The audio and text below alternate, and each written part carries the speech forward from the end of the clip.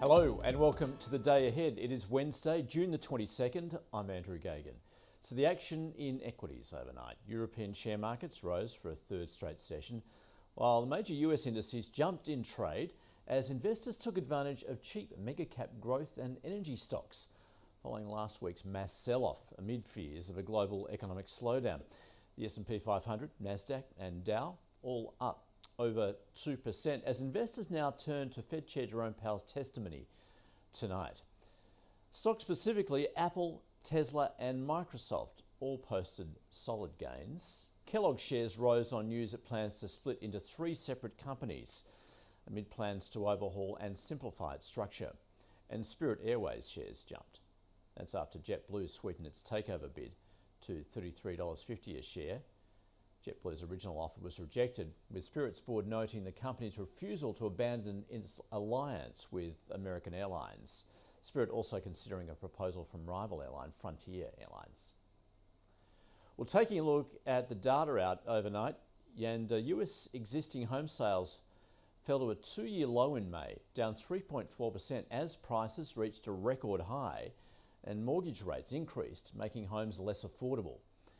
In other economic data, the Chicago Federal Reserve National Activity Index fell more than expected in May from 0.4 to 0.01, barely above trend. And in the latest Fed speak, board member Thomas Barkin cautioned against the central bank moving so fast that it damages the economy. He said he was comfortable with Chair Powell's forward guidance of either a 50 or 75 basis point hike at the next meeting, but said you really don't want to inadvertently break something and lead to a significant pullback in the reactions of economic actors that you weren't anticipating. Well, US two-year Treasury yields fell to 3.18%, while the 10-year yield rose from 3.26 to 3.31, with the markets pricing the Fed funds rate to be 200 basis points higher by the end of the year. Meanwhile, the European Central Bank members saying a 50 basis point hike is probable in September.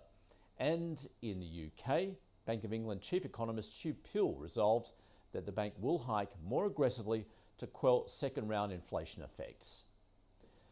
Well, major currencies were mixed against the US dollar, the Aussie remaining below 70 US cents. So taking a look at the local share market, today's expected to build on the gains made in yesterday's session and the momentum from overseas markets overnight. ASX futures currently up around 0.75%. Global oil prices are on the rise again as traders concentrate on immediate supply tightness amid increased demand ahead of driving season in the Northern Hemisphere. This as ExxonMobil Corporation warns that global oil markets may remain tight for another 3 to 5 years because of a lack of investment during the pandemic. The iron ore price remains under pressure on signs of global economic weakness. Futures down around 2% to $128 a tonne. Base metal prices were mostly higher, while gold futures down marginally. And crypto assets mirrored the rally in equities, with Bitcoin trading close to 21,000 US. Locally today, we have May's skilled job vacancies data. Vacancies are at 14-year highs. And on the corporate front, Fisher & Paykel Healthcare will be trading ex-dividend. And that is your day ahead. We'll see you again tomorrow.